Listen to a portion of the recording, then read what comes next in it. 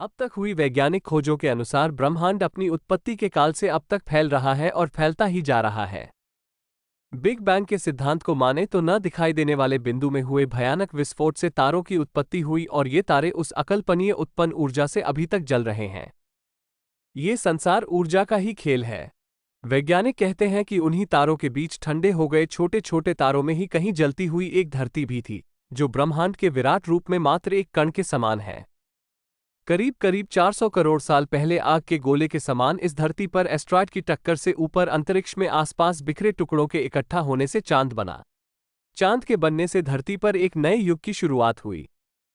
ये युग था धरती पर मौसम की शुरुआत का युग। चांद धरती को स्थिर रखता है और उसके मौसम को भी बनाए रखता है। चांद के होने के कारण ही धरती अपनी धुरी पर अच्छे से घूम रही है। दरअसल जिस टक्कर से चांद बना था उसकी वजह से धरती एक और मुड़ गई और उसकी वजह से धरती को एक और चीज मिली, वो थी मौसम। चांद के बनने से धरती पर एक नए युग की शुरुआत हुई। ये युग था धरती पर मौसम की शुरुआत का युग। चांद धरती को स्थिर रखता है और उसके मौसम को भी बनाए रखता है। चांद के होने के कारण ही धरती अपनी धुरी पर अच्छे से घूम रही है। दरअसल जिस टक्कर से चांद बना था उसकी वजह से धरती एक और मुड़ गई और उसकी वजह से धरती को एक और चीज मिली, वो थी मौसम। धरती पर जीवन के विकास के लिए मौसम का होना बहुत ही जरूरी है। यदि बदलता हुआ मौसम नहीं होगा तो जीवन संभव नहीं होगा। चांद की ग्रेविटी के कारण धरती के घूमने की रफ्तार भी कम हुई, जिससे हमारे दिन 6 के बजाय 24 घंटे के होने लगे। 440 करोड़ साल पहले धरती पर इतनी गर्मी थी कि तरल पानी रह ही नहीं सकता था, लेकिन वायुमंडल में पानी की भाप थी। कई लाख साल पहले जब धरती ठंडी हुई तो बारिश होने लगी, जिससे तालाब बने, झीलें बनी और फिर महासागर बने। 380 करोड़ साल पहले हमारे पास चांद था, समुद्र था, लेकिन वो वैसा नहीं था जैसा कि आज हम देख रहे हैं। इसीलिए जीवन की शुरुआत के लिए अभी और वक्त और बदलाव की जरूरत थी। 380 करोड़ साल पहले सागर के नीचे एक नई क्रांति हो रही थी। 6 मामूली तत्वों हाइड्रोजन, ऑक्सीजन, कार्बन, नाइट्रोजन आदि ने मिलकर जीवों की रचना शुरू कर दी। इस तरह धरती पर चुपचाप जल के भीतर जीवन की शुरुआत होने लगी। सर्वप्रथम बैक्टीरिया के रूप में जीवन शुरू हुआ। हम सभी बैक्टीरिया ही हैं। हम बैक्टीरिया का एक जोड़ हैं। ये बात अलग है कि हमने विकास क्रम के लंबे काल के चलते अलग अलग रूप धारण कर लिए हैं। ये बैक्टीरिया लंबे काल तक समुद्र का सुख भोगते रहे और करीब 250 करोड़ साल पहले कुछ खास बैक्टीरियों ने महसूस किया कि ऊर्जा का इस्तेमाल जीने के लिए कैसे किया जाए। महसूस करने का अर्थ ये कि यदि आपको एक बंद कमरे में रख दिया जाए तो आपका ध्यान सबसे पहले उस ओर जाएगा जिस ओर से हवा और प्रकाश आ रहे हैं। इसी तरह उन्होंने महसूस किया कि ऊर्जा का इस्तेमाल कैसे किया जाए। उनके इस प्रयास से ऑक्सीजन पैदा हुई और इस तरह ऑक्सीजन ने हमारी दुनिया में एक नई क्रांति की शुरुआत कर दी।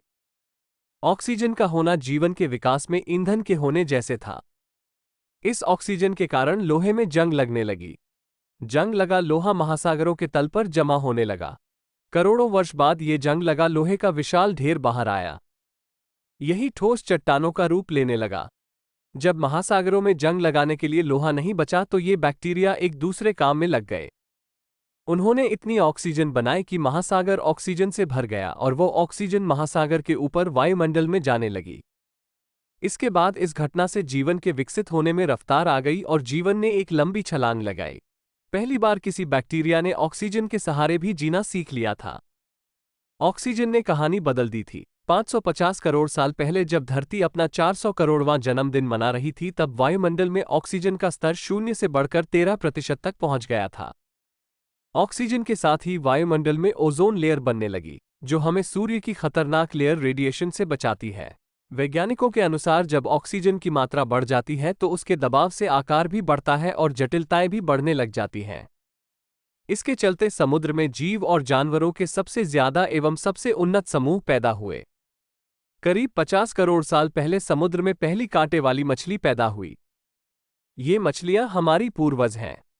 असल में आज के सारे रीढ़ वाले जीव इन मछलियों के आधारभूत ढांचे पर ही बने हैं। ऑक्सीजन के कारण धरती पर जल से निकलकर पौधे सबसे पहले आगे बढ़े। करीब 40 करोड़ साल पहले जीव भी आगे बढ़ने को तैयार हो गए। धरती पर फैलने के क्रम में सबसे पहले महासागरों से बाहर आए एम्फीबियंस। एम्फीबियंस अर्थात उभयचर से रेप्टाइल्स अर्थात सरीसृप बने। सरीसृप का महासागरों से संपर्क टूटने के बाद वे धरती की दूसरी जगहों पर बसने लगे। इससे उनके भीतर नए नए अंग विकसित होने लगे। डायनासोर का युग 30 करोड़ साल पहले जीवन विशाल हरे भरे दलदलों में पल रहा था, लेकिन दलदल में एक नई क्रांति हो रही थी। वहां पौधों की मौत होती तो वे वहीं दलदल में दफन हो जाते थे। उन पौधों की ऊर्जा से कोयला बनने लगा था।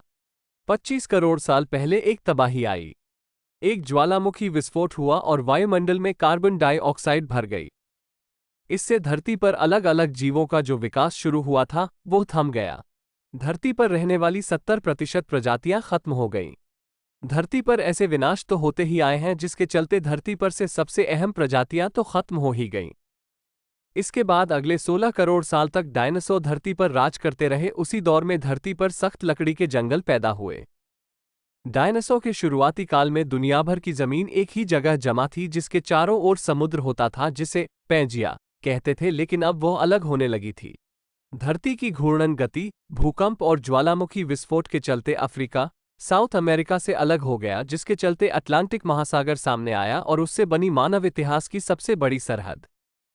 वो सरहद जिसने नई और पुरानी दुनिया को अलग कर दिया। 16 करोड़ साल पहले सिर्फ डायनासोर का ही धरती पर शासन था। मानव बनने की प्रक्रिया में छोटे स्तनधारी जीव तो बस अपनी जान बचाने और जैसे तैसे जीवन को जीने में लगे थे।